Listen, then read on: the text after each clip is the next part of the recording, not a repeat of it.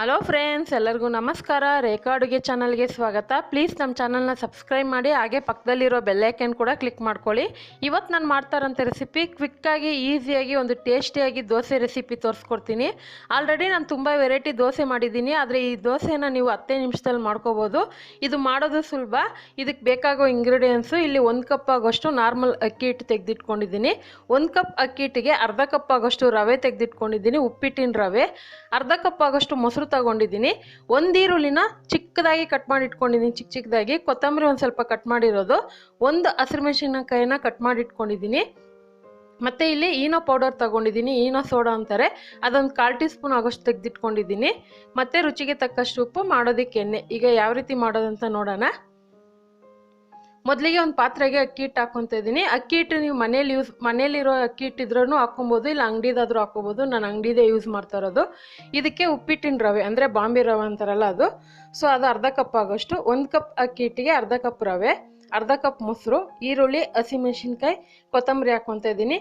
By chance ನಿಮ್ಮ ಮಕ್ಕಳು ತರಕಾರಿ ತಿನ್ನಲ್ಲ ಅನ್ನೋದಾದರೆ ನೀವು ಇದಕ್ಕೆ ತರಕಾರಿ ಹಾಕಿ ಕೂಡ ಮಾಡ್ಕೊಡ್ಬೋದು, ಅವ್ರಿಗೆ ಗೊತ್ತಾಗೋದಿಲ್ಲ. ಅಂದರೆ ಕ್ಯಾಪ್ಸಿಕಮ್ಮು, ಕ್ಯಾರೆಟ್ ತುರಿ ಅದೆಲ್ಲ ಹಾಕಿ ಮಾಡಿದ್ರೆ ಅದು ಕೂಡ ಚೆನ್ನಾಗಿರುತ್ತೆ.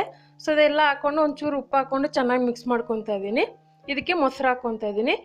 ಒಂದು 10 ನಿಮಿಷದಲ್ಲಿ ಇದನ್ನು ನೀವು ಮಿಕ್ಸ್ ಮಾಡಿ ಇಟ್ಬಿಟ್ಟು, ಸೊ ಇದು ನೆನೆಯೋಷ್ಟರಲ್ಲಿ ನೀವು ಬೇಕಂದರೆ ಚಟ್ನಿ ಸಹ ಮಾಡ್ಕೊಂಡು ಆನಂತರ ಇದನ್ನು ದೋಸೆ ಮಾಡ್ಕೊಬೋದು. ಇದಕ್ಕೆ ಒಂದು ಸ್ವಲ್ಪನೇ ನೀರು ಹಾಕ್ಕೊಂಡು ನಾರ್ಮಲ್ ದೋಸೆ ಹಿಟ್ಟು ಯಾವ ಅದಕ್ಕಿರುತ್ತೆ ಅದಕ್ಕೆ ಕಲಿಸ್ಕೋಬೇಕಾಗುತ್ತೆ. ತೀರಾ ತೆಳ್ಳಗೆ ಕಳ್ಸೋಕೆ ಹೋಗಬೇಡಿ, ಚೆನ್ನಾಗಿ ಬರೋದಿಲ್ಲ, ತುಂಬ ಸ್ಮೂತ್ ಬಂದ್ಬಿಡುತ್ತೆ. ಸೊ ಸ್ವಲ್ಪ ಗಟ್ಟಿಯಾಗಿದ್ದರೆ ದೋಸೆ ಚೆನ್ನಾಗಿ ತಿನ್ನೋದಕ್ಕೆ ಸೂಪರಾಗಿರುತ್ತೆ. ಸೊ ಇದಕ್ಕೆ ಸ್ವಲ್ಪನೇ ನೀರು ಹಾಕ್ಕೊಂಡು ಮೀಡಿಯಮ್ ಆಗಿ ದೋಸೆ ಹಿಟ್ಟಿನ ಅದಕ್ಕೆ ಕಲಸಿಟ್ಕೊಂಡಿದ್ದೀನಿ. ಇದಕ್ಕೆ ನಾನು ಸೋಡಾ ಹಾಕಿಲ್ಲ, ಸೊ ಆಮೇಲೆ ಹಾಕ್ತೀನಿ. ಇದು ಒಂದು 10 ನಿಮಿಷ ನೆನೆಯಕ್ಕೆ ಬಿಡ್ತೀನಿ. ಸೊ ಇವಾಗ ಒಂದು 10 ನಿಮಿಷ ನೆಂದಿದೆ. ಸೊ ನಿಮ್ಗೆ ಏನಾದರೂ ಸೋಡಾ ಬೇಡ, ನ್ಯಾಚುರಲ್ ಆಗಿ ಮಾಡ್ಕೊಂಡು ತಿಂತೀನಾದರೆ ನೀವು ಸೋಡಾನ ಸ್ಕಿಪ್ ಮಾಡ್ಕೋಬೋದು, ಇಲ್ಲಾಂದರೆ ಅಡುಗೆ ಸೋಡಾ ಸಹ ಹಾಕೊಬೋದು. ಸೊ ಇವಾಗ ನಾನು ಈನೋ ಪೌಡ್ರ್ ತೊಗೊಂಡಿದ್ದೀನಲ್ಲ, ನಾನು 1/4 ಟೀ ಸ್ಪೂನ್ ತೊಗೊಂಡಿದ್ದೀನಿ. ಇದು ಹಾಕೋದ್ರಿಂದ ಚೆನ್ನಾಗಿ ಹಿಟ್ಟು ಉಕ್ಕುತ್ತೆ ಮತ್ತು ದೋಸೆ ಕೂಡ ತುಂಬಾ ಸಾಫ್ಟಾಗಿ ಚೆನ್ನಾಗಿ ಬರುತ್ತೆ. ನಿಮ್ಗೆ ಬೇಡ ಅಂದರೆ ಸ್ಕಿಪ್ ಮಾಡ್ಕೋಬೋದು. ಸೊ ಅದಕ್ಕೊಂಚೂರು ನೀರು ಮಿಕ್ಸ್ ಮಾಡಿಕೊಂಡು ಹಿಟ್ಟನ್ನು ಮಿಕ್ಸ್ ಮಾಡ್ಕೊತಾ ಇದ್ದೀನಿ. ಸೊ ಇವಾಗ ದೋಸೆ ಹಿಟ್ಟು ರೆಡಿಯಾಗಿದೆ. ಇದನ್ನು ನೀವು ಬೇಕಂದರೆ ಫ್ರಿಜ್ಜಲ್ಲಿ ಎತ್ತಿಟ್ಕೊಂಡು ಮರುದಿನ ಕೂಡ ಮಾಡ್ಕೊಬೋದು. ಇವಾಗ ಹೆಂಚು ಕಾಯಕ್ಕಿಟ್ಟಿದೆ, ಹೆಂಚು ಸಹ ಕಾದಿದೆ. ಸೊ ಇವಾಗ ದೋಸೆ ಹಾಕ್ಕೊತಾ ಇದ್ದೀನಿ. ಇದನ್ನು ಸ್ವಲ್ಪ ಸೆಟ್ ದೋಸೆ ಥರನೇ ಮಾಡ್ಕೋಬೇಕಾಗುತ್ತೆ, ನಾರ್ಮಲ್ ದೋಸೆ ಥರ ಮಾಡೋಕ್ಕೆ ಬರಲ್ಲ ಇದು. ಒಂದು ಸ್ವಲ್ಪ ನೋಡಿ ಈ ಥರನೇ ಮಾಡ್ಕೊಳ್ಳಿ. ಸೊ ನೀವೇನಾದರೂ ಬ್ಯಾಚುಲರ್ ಆಗಿದ್ದರೆ ಬೆಳಗ್ಗೆ ಹೊತ್ತು ಬೇಗನೆ ಟಿಫನ್ ಮಾಡ್ಕೋಬೇಕಾದ್ರೆ, ಈ ಥರ ದೋಸೆ ತಿನ್ನಬೇಕಂದ್ರೆ ಈ ಥರ ಮಾಡ್ಕೋಬೋದು. ಸೊ ಮಕ್ಕಳು ಸಹ ಮನೇಲಿ ನಾವು ಅಡುಗೆ ಮಾಡಿರ್ತೀರಿ, ಆದರೆ ಇಂಥ ಟೈಮಲ್ಲಿ ನಿಮ್ಗೆ ಬೇಕಾಗಿರೋ ಅಂಥ ಅಡುಗೆನೇ ಅವ್ರು ಕೇಳ್ತಾರೆ. ಸೊ ಸಿಂಪಲಾಗಿ ಇದನ್ನು ಈಸಿಯಾಗಿ ಮಾಡ್ಕೊಡ್ಬೋದು ನೀವು.